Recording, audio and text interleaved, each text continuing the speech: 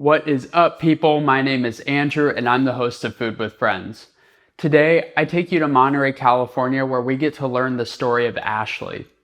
Ashley, a California native, now a college student, has already lived a very full life. Everything from losing her pet sheep Dings-a-Lot to a successful motocross career, to her dream of opening up a shop where people can come in, enjoy a tasty snack, kick back, and help give back. You won't want to miss her story. Let's jump in.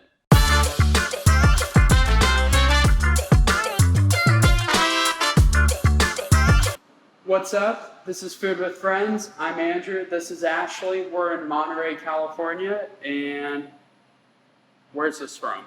This is from Perfectly Pressed. We have a Moss Boss that you have right there with coconut little sprinkles on top, and Blue Magic. And then I have a chocolate Choco Chaga, with blueberries and some almond butter. Super good, right? Yeah. Definitely has like high nutritional facts in it. I know. And it's blue. And it's blue. We love it. All right. So, what is your story? I was born in San Jose, lived in Hollister for a little bit, and then we moved down to Bakersfield. And I lived there for like 11 years. It was wild. Did you like it? It was hot. It was very hot. The people were a little wild, but I was never really there much because after like the 5th grade, I got homeschooled. Okay. And we started racing motocross. So we would like travel everywhere. Is that why you started doing homeschool? So Because well, at first it was like I was going in the fair. I had like animals in the fair, and like I'm vegan now, so like scary. What was I doing? That's kind of like where it triggered me most. Of like I kind of started like not wanting to eat meat is after the fair. Yeah, because I had a sheep. Yeah. And their name was Dings-a-Lot because he had a little bell on him.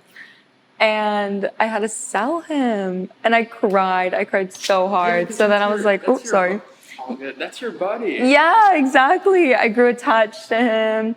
And so I was like, not it.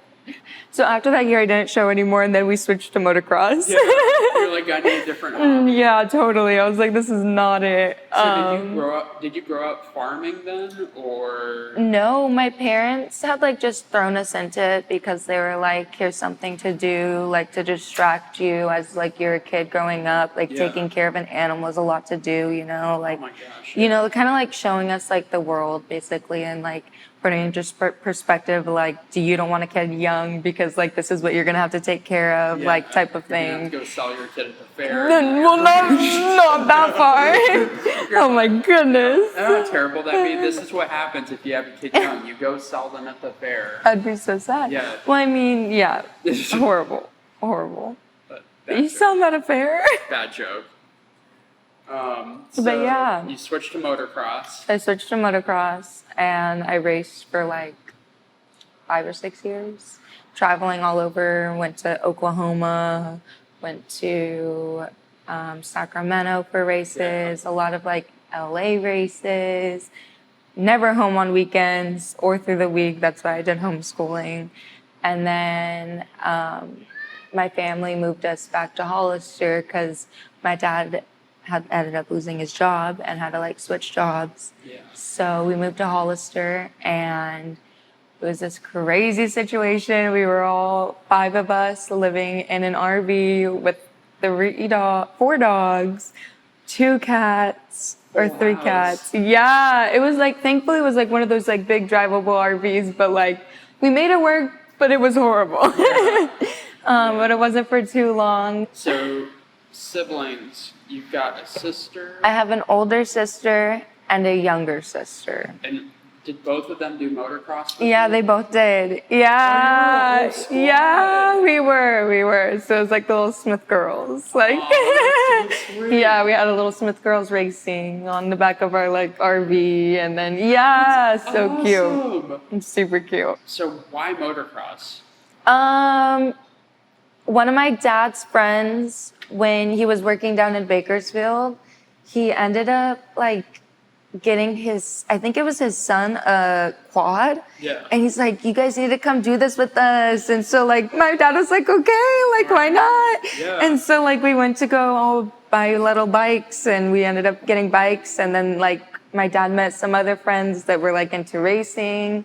And it started as like flat track racing, like in the circles, but we were like, nah, we ain't into this. Yeah, like, yeah, we're too, like, we'd win too, like, much. Like, it was just going in a circle, and it just wasn't. Really? Yeah. Okay, so you guys were just smoking. Yeah, our first race, we all won, like, our thing. Oh, yeah. your first race, yeah. So like, that's it? Yeah, so we were like, we want to do the jumps. Like my older sister's like, we want to do the jumps, and then we were like, we want to do the jumps. Like, why not? Yeah, like we want to be like our older sister, you know? Yeah, we had a lot of trophies, a lot of little plaques that we still have in our room, because when we moved so many times, we weren't able to take everything with us, which was really hard. But yeah, it was super cool.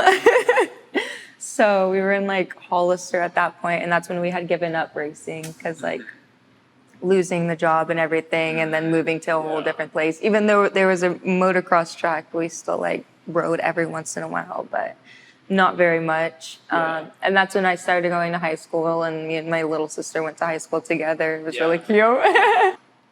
Once we hit college, or high school, once we graduated high school, then we all started to want to get back into riding again, but we're trying to make that happen. Still now in college, trying to make that happen. So we see how far that's gone, but we've ridden sometimes. Do you think it's like in your blood? Like, yes, I feel like even driving a car, sometimes I'm like, okay, Ashley, I gotta slow down. You gotta like make sure, like, because I want to like. And you're like, wait, the road's a little bumpy. If Exactly. And I'm like, I can't do that. I've had like dreams of like taking my car places. I drive a little Fiesta, so like it won't go anywhere. Do you think you'd ever try something like rally? I want to. I would love to. Or like the little cars that with the big tires in the back, and they're like little in the front, and they're like, I don't know what those are called. I know what you're talking about, though. But I think that would be so fun. Yeah. Like 100%. I just feel like it's expensive. Oh my gosh. Yeah. The barrier to entry from a pricing standpoint's gotta be. Right. I wanted to take my car just to like take it out there on the speedway here. I don't know what it's called. Oh, the Monterey one. The it's really well known. You finished high school. What happened after that? Once I finished high school, we took our trip to Florida, and then I went straight to work. And once I came back, I got a job at Papa Murphy's. Worst job of my life. I hated that job.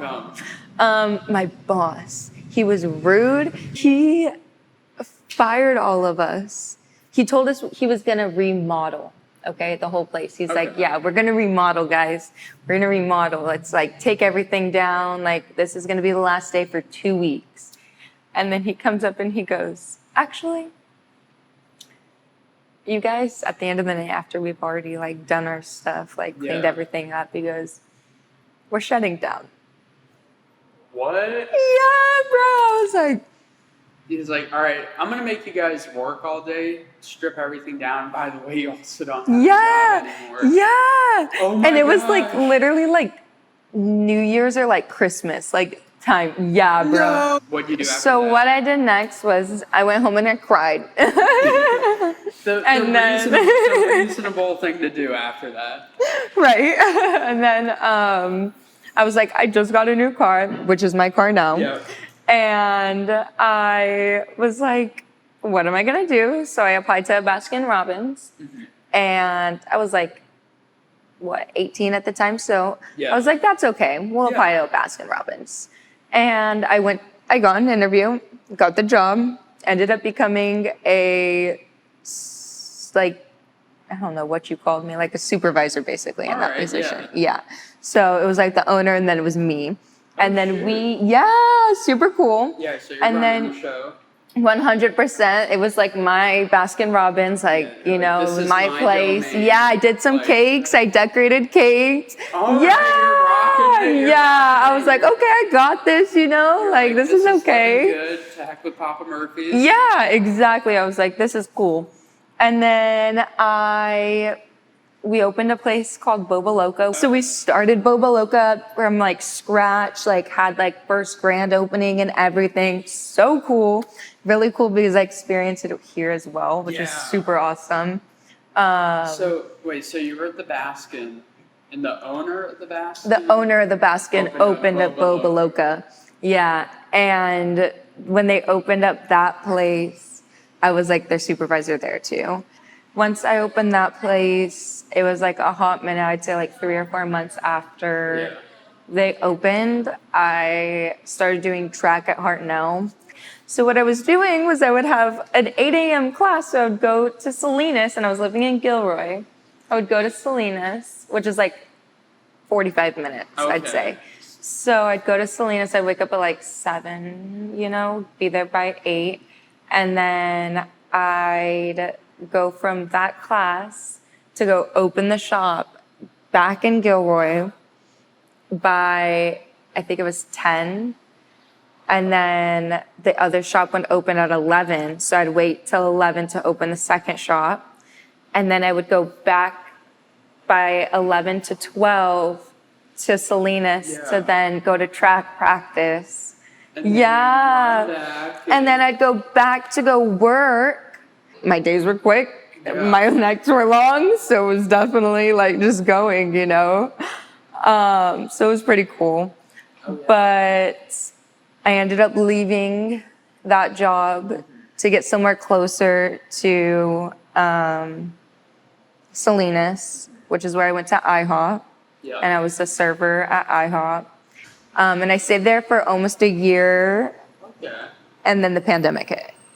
At that point, I just finished out my Hartnell school year and was like, I guess track is kind of over for me right now. I practiced a little bit, and like still kind of work out at that point. But like it's not as, shut down. Yeah, so it's like I can't really try as hard. Like I would rather focus on my schooling. Schooling's gonna get me somewhere. Track may, but it may not, especially with the pandemic, so I ended up getting another job, but so I worked there for a little bit during the pandemic, and then I went to another place in Hollister after I left there, and then I worked at this other place that was like not name-worthy in Hollister either, and I'm here. Now you're here. Yes, so now I'm here. And you're loving it? And I love it here. I love my boss. I love the owners. They're both amazing. What type of opportunities have you had here that have really stood out to you? So I love, obviously, like the way they communicate with us, like business-wise. It's super awesome. Like he basically describes, Alex, as I'm talking about, which is the owner. He was like describing like our first meeting was describing like basically like business stuff, like as in like into like how much we were making and how much we were supposed to make and like what's going on and like which is super cool. It made me like more interested in like why things are broken down into like 2 to 4 cups, like why we proportion correctly, like why this and this and this. Like it's super awesome. Like why all of our stuff needs to look good because people come back because it looks good. Like little things. Exactly. Like taste is there too. Like everything. Blue and purple smoothies. That's right. Cool. So you got to learn a bunch of the business stuff, and you're studying business, correct? I'm studying business at San Francisco State now. Yes, which is super cool. Once you finish, would you ever do a motocross type business?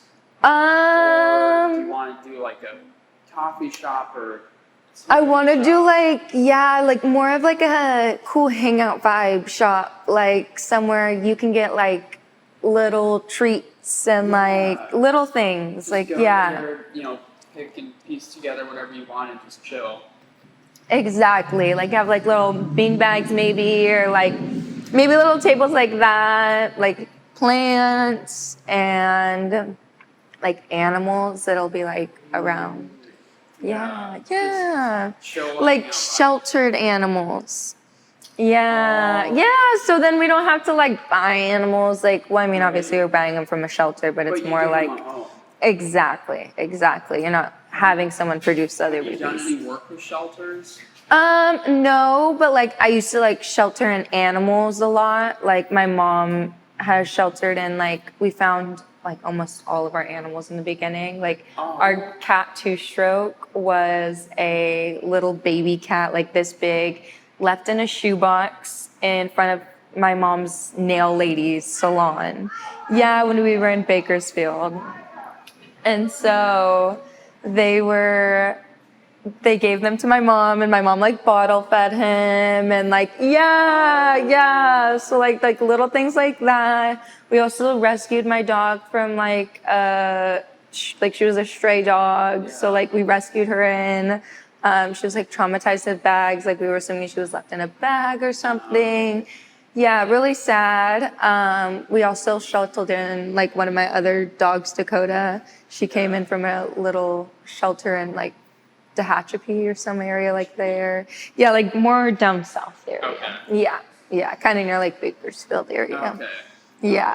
Yeah. So like I feel like just Why not? Yeah. Give the children a place, give all these little dogs homes, and maybe even find those animals other homes. Like if those people like really liked the animal, they'd be like, hey, like Like create some partnership with the shelter where it's like, hey, exactly. you guys have like a little station. Yeah. Where the dogs, or heck, fence in an area, just let the dogs wander around. Yeah, or something. It'd be so cute. Awesome. All right, Jim. Thanks, man. Of course.